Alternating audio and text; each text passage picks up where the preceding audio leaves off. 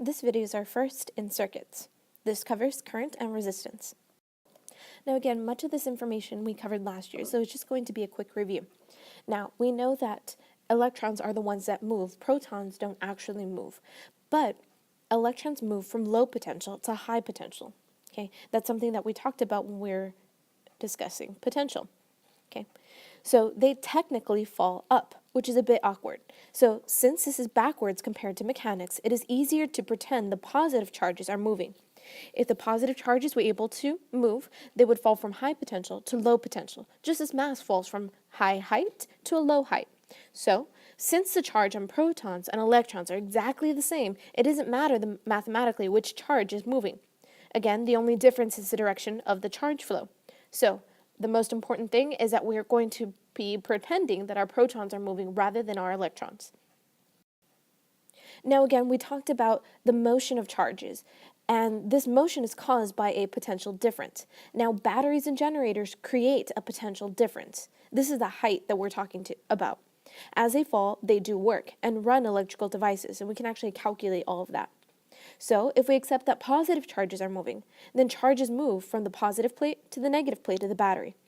So when a battery is connected to wires, an electric field surges through the wires from the positive to the negative terminals of the battery, and this takes place at the speed of light, as a field has no mass.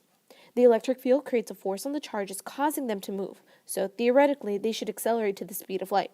However, as the charges move, they start colliding with one another, and with imperfections in the wire.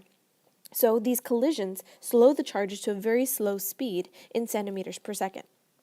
So we can actually calculate this, which is current, the amount of charge passing through a point in a wire every second.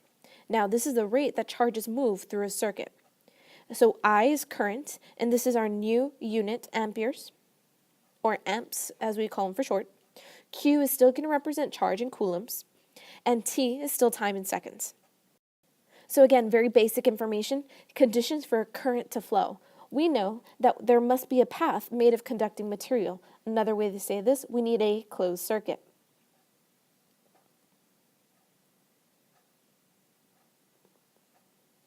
And we need a potential difference. So that means we need a battery or a generator that provides us with that potential difference. Generator. In this example, we have 20 coulombs of charge that move past a point in a wire in 40 seconds. So we're asked to determine the current in the wire. So remember that I is equal to our charge over time. Again, 20 coulombs of charge have passed through in 40 seconds. So we have 0.5 amps. In part B, we're asked to determine the number of electrons moving through a point each second.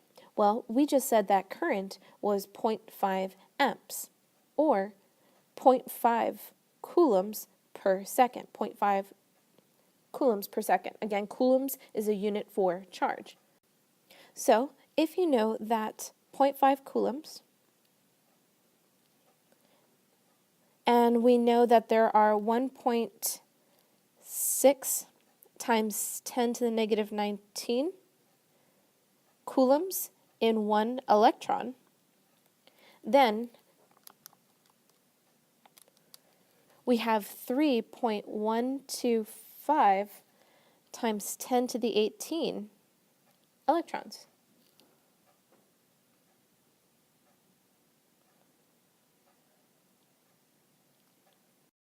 Now, all conductors have molecular imperfections that slow the current down.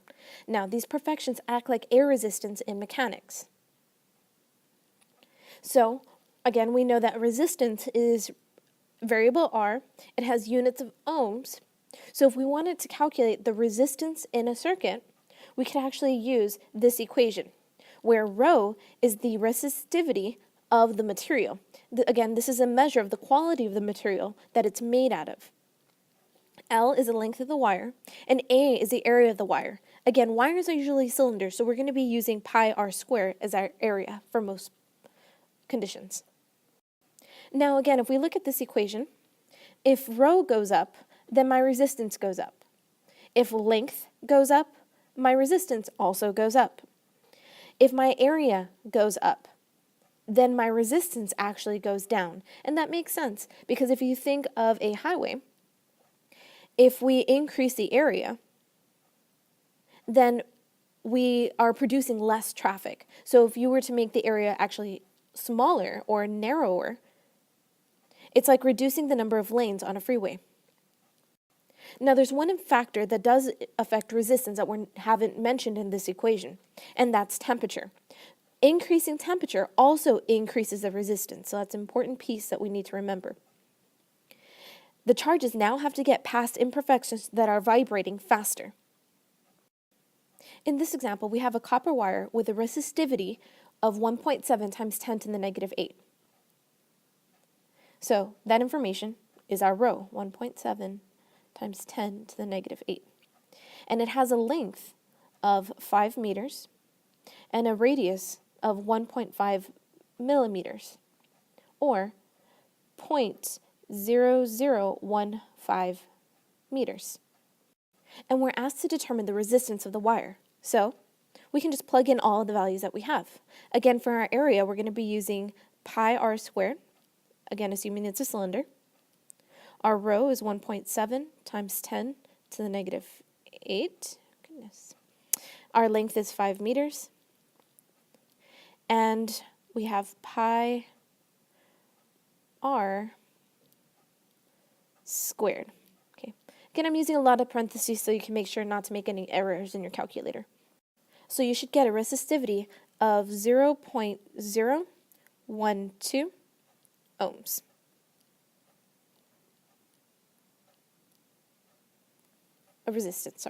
Resistance. Now, again, we know that we can use resistors or add resistance to a circuit.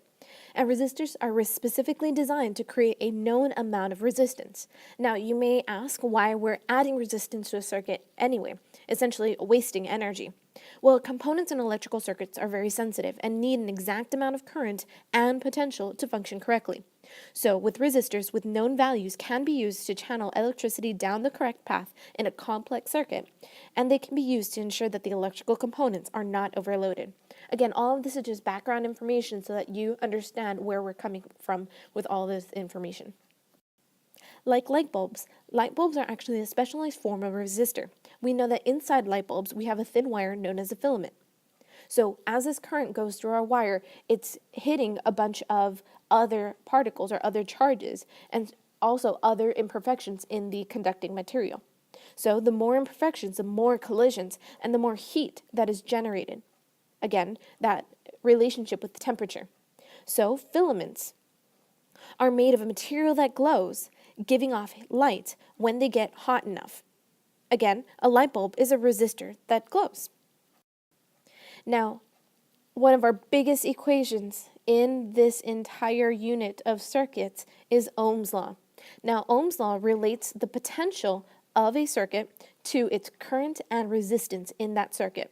Again, V is potential, I is current, in unit of amps, potential, unit of volts, resistance, unit of ohms. So, let's say we have a 3 ohm resistor and it's connected to a battery producing 6 volts. Okay, again, we see that ohm, so it's our R, our volts, so it's our V, and we're asked to determine the current. Well, that's simply V over R equals I, or 6 over 3 gives me 2 amps of current. Again, one of the very important concepts in this unit is also power. Now, power is the rate at which work is done. This is something that we saw in mechanics. Another way to say that is rate of change in energy. So we saw this equation before. This is power is equal to work over time. Power, which is in units of watts, is equal to work, which is in units of joules, over time, which is in unit of seconds. So again, a watt is a joule per second. Now in electricity, it will be electric potential energy that changes. So our change in electric potential energy over time is equal to power. But remember that delta U is equal to Q times delta V. So if I make that substitution here, I can see that I have Q over T here. And we just learned that Q over T is equal to current. So we can make another power equation, which is equal to P equals IV. Power is equal to current times potential. Again, power, which is in watts, equals current, amps, times potential, volts. Now, normally in problems, you're not going to see them flat out say, calculate the power. Instead, they're going to ask you to calculate other things, like the rate of work done, the rate that energy is used or consumed, or the rate that energy is produced or generated. Any of these three ways, they're telling you to calculate power. Now, putting it all together, we just learned that power is equal to I times V. But before that, we know that Ohm's law, which is V equals IR, also exists. So we can make another substitution. Where I see a V, I can put in I over R, which is Ohm's law. So this simplifies down to power is equal to I squared times R. But I can make another substitution. I can say that V over R is equal to I. So where I see an I instead, I can put in V over R. And that becomes V squared over R. So all these three equations are ways to calculate power.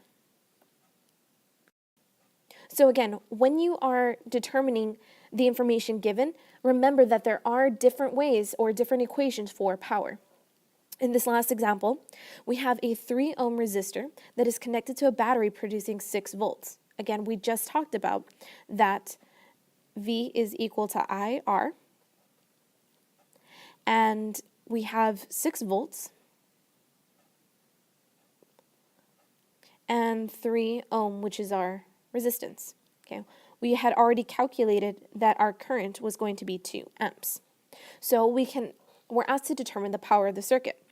So this can be done in 2 steps. You can say that power is equal to I times V. So we calculated I to be 2 earlier. So that's one step. And then we can use that information here. So 2 times R volts, which is 6. So we should get a power of 12 watts.